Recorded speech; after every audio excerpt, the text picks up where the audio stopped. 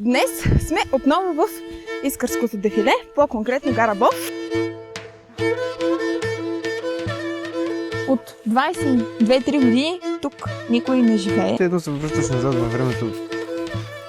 Ти представяш си каква гледка има това башна на ръба? Портрета на Сталин на среща. Олеле!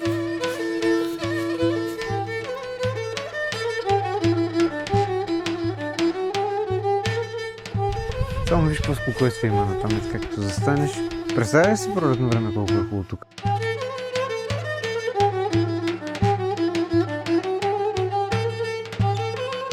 Добре дошли отново в нашия канал! Long time no see е положението. Днес сме отново в Искърското дефиле, по-конкретно гара Бов. Този маршрут отново го видяхме от Павел. За което много благодарим, че така описателно човека пише пътеписите, защото, както виждате и както знаете от нашия канал, ние сме крайно неориентирани пишман кашкавалени туристи. Днес сме се запътили към едни изоставени махали точно над гара Бов в посока Вазовата къща. По принцип, Вазовата къща излиза на Google Maps, за да може да се ориентирате и вие. Ще посна карта някъде тук. По пътеката ще стигнете до ето тази гледка. Мале, това е брутално. Много е красиво. И нашия път от тук продължава нагоре, където следва да стигнем до една друга поляна. И това е следващата гледка. Буквално 10 метра по-нагоре. Тръгнахме по ето тази пътека. Поне така съм се ориентирала. Първите къщи следва да са на около 2 км от последната къща на гара Бов обитаема. Реално в момента отиваме към махала Страмол. Така се обърна, се едно си видяла табела. Сигурно много от вас тази част я пропускат и директно отиват до частта, в която стигаме до къщите. Но все пак гледате тази част, да ви напомним да се абонирате и да харесате видеото и така нататък. И да коментирате, ако имате нещо, което може да ни споделите за такива места или нещо, което ви е хрумнало от видеото. И много ви благодарим, че следите канала. Ако пък за първи път ни виждате, не пречи да изгледате още някое друго видео и да се решите дали искате да се абонирате или не. Няма да ви се обидим. Съвсем скоро в ето тази посока трябва да са първите къщи от махала Страмол. Аз, доколкото знам за нея и прочетах, че е съвсем наскоро изоставена, защото се предполага, че съответно е най-близката до сега населеното място. Колко съвсем наскоро? Мисля, че имаше календари от 2003. Съответно, 20 колкото години не са хич малко. не са малко. Как така не съм малко? Била съм на 22. Ни напомня да ви кажем, че съвсем скоро аз имам рожден ден. И съвсем скоро, след 3-4 месеца. няма значение. И това означава, че ще има още видеа покрай рождения ми ден. А ние покрай рождения ми ден миналата година ходихме в Сицилия, така че може да погледнете тези видеа. И можете да се абонирате. Открихме ги, обаче Биби е страх да отиде тя до тях, така че тръгвам аз първи и ти ще вървиш след мене. Естествено.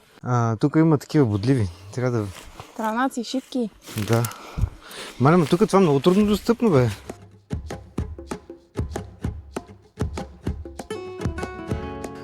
Човек, това може би ще е най-запазената, дето виждаме. Там има някакви тетрадки, между другото. Алеле! Но това тук не е чак толкова от едно време, ако трябва да съм честен. Мисля, като си ходил на село... това е количка, между другото. Тук си има и кружка. Това си е съвсем съвременна къща. Тя даже най-вероятно ще има няколко наследника. Няма как да се. Ето, заключено е, значи няма да влизаме. Обаче тук може да видят как са си опечени някакви работи. Там полянка. Така, ако направя, няма да се види.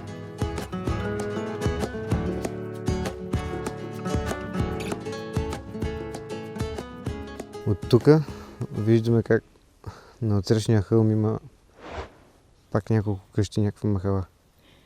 Като цяло бих казала, че една идея малко по-лесно достъпни са тези спрямо другите места, където сме ходили, но може би най-любимото ни такова място си остава Момчидан махала. И силно препоръчваме да гледате точно това видео. Защото тук са малко по-съвремени според мен. Да, а Момчидан махала няма такова място. Наистина е удивително. И дори да не гледате видеото, силно ви препоръчваме да отидете там. А сега е време за следващите къщи от махала Страмол. Колко си приповдигнат? От това, между другото, да си кажем, последвайте ето този канал, който ще изпишем отгоре, защото този човек супер много се старае.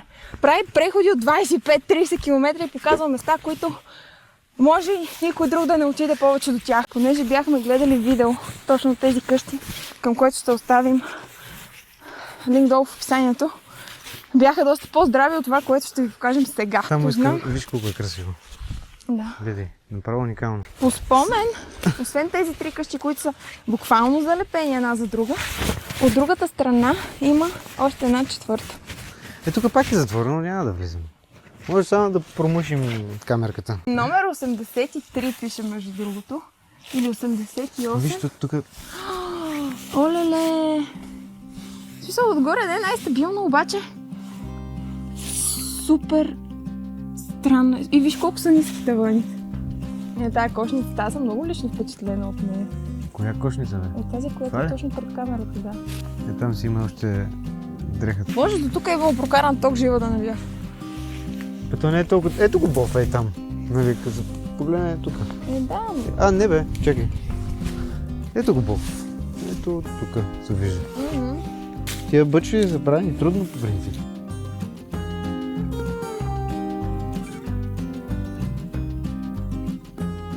Какво е било като предверие? Сигурно вратата е тук. Между другото, виж, дигни камерата нагоре, така че да се вижда. Кое? Виж как самата стена е направена с червена лента отгоре и нагоре е бял. Има артистизъм. Градата. Да, в смисъл, това смятай, това е огромно. Това е мега стабилна конструкция. Това си е сграда направо. Да отвори да никне. Тук сигурно ще има и ракия. Ако мириш на джибри. И ето там има още една трета къща, която след малко ще ви... Четвърта реално къща. Ма виж колко гъсто са си ги строили една от друга, буквално. Тая врата най-вероятно е от там. От тази страна, да. Това ли да е входа на тази къща? Или едва ли да е от тази страна? Тук ще да е вход. Ти представяш си каква гледка има това баш на ръба? Сега е заблатено, обаче със сигурност преди време не е било чак така. Ти представяш ли си пролетта, дето такова какви кръставати щяха да... Ето тази, де ти викам, че има още една и тя е там. Абе знам, значи демек са... Една, две, три, четири. 4. И тук някакви малки постройчици. Прозорчето е отворено. И долу има врата, с която също е отворена. Аз май столове виждам. Да. Не съм сигурен. По принцип не желаем да влизаме при положение, че са заключени. Знам, че на вас ви е интересно, но гледаме да ви покажем и оптимално каквото успеем.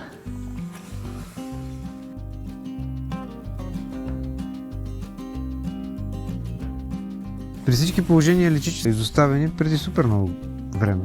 Може би 20-30 години там, колко Така изглежда. Със сигурност вътре има някой друг календар или тетрадка или вестник. Да, ама щом са заключени... Портрета на Сталин на среща. Да. Припадам, хора. Портрета на Сталин. За тук е било за животни, със сигурност. Тази средната, май ми се струва най-голямата или като цяло. Тази ли? Да, ми се струва огромна направо. Ма тук имат всяка една къща има по 5, 6, 7 бъчви.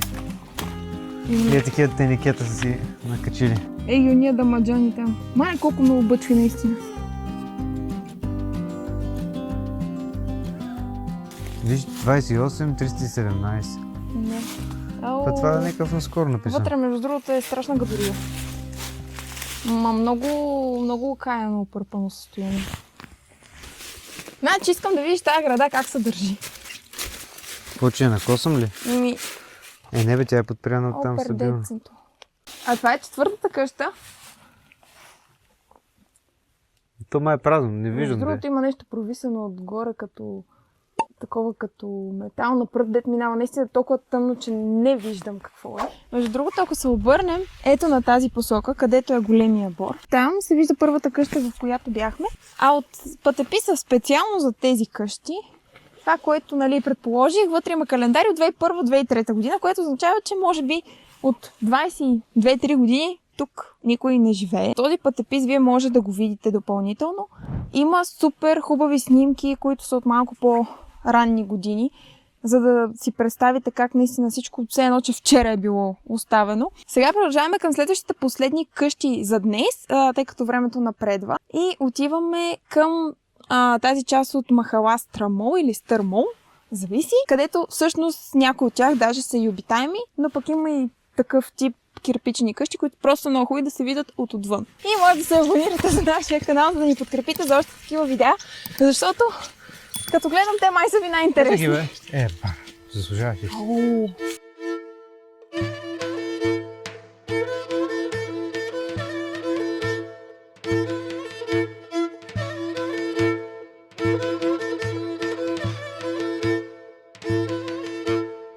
И аз имам чувство, че тук до съвсем скоро са си живеели хора, затова даже няма да ги снимаме отвътре. Това, което установяваме, че ето това тук зад нас е обор, защото има огромни врати. И е пълна със сено. Така, тази малката може би наистина за живеене. Това е най-старата, така поне изглежда и по покрива и съответно по кирпича. Като цяло хубавото е да минеш, едно се връщаш назад във времето преди 20-30 години, как са живели хората в планината. Среща там има къщи, в една посока също има къщи. Може в следващото ни такова видео да отидем от другата страна на хълма. Най-вероятно в следващото видео ще бъде от ски. И скоро се навършва една година, откакто имаме YouTube канал. 350 абоната горе-долу имаме, за което наистина много ви благодарим.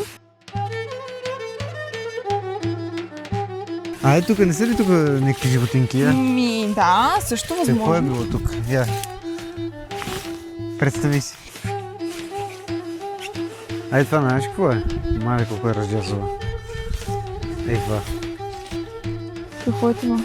Коса? Не знаеш ли? Знам, ма. Просто е ръждясова от всякъде. Да, това е... Да, то е било... така. Да. Пак е коса.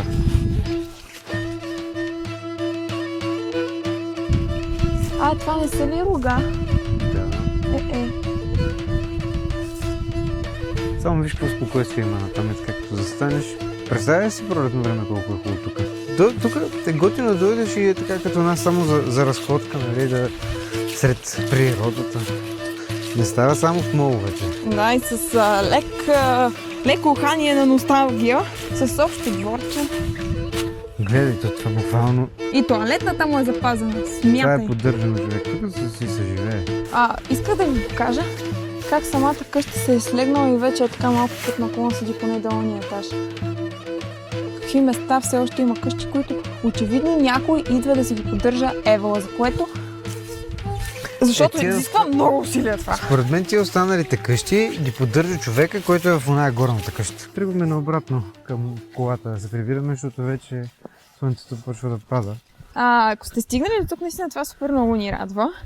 Като цяло това, което беше в края на клипа, се оказа май най-интересното. Ако се сещате за още такива места, които може да посетим или вие сте посещавали, може да ни разкажете долу в коментарите за тях. Ще се радваме да прочетем.